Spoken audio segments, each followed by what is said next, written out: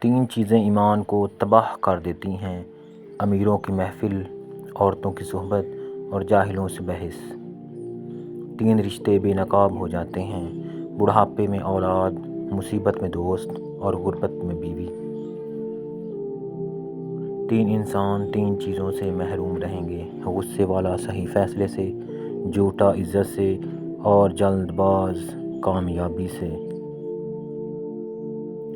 عقل مند شخص کی سب سے بہترین عادت یہ ہے کہ وہ ضرورت یا دلیل کے بغیر بات نہیں کرتا۔ جس انسان کو غصہ زیادہ آتا ہے وہ انسان پیار بھی اتنا ہی زیادہ کرتا ہے اور اتنا ہی صاف دل رکھتا ہے۔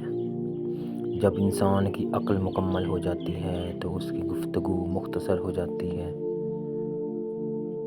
کائنات کی سب سے مہنگی چیز احساس ہے، جو دنیا کے ہر انسان کے پاس نہیں ہوتا۔ وقت اور دولت دو چیزیں ہیں جو انسان کے اختیار میں نہیں۔ وقت انسان کو مجبور اور دولت مغرور بنا دیتی ہے۔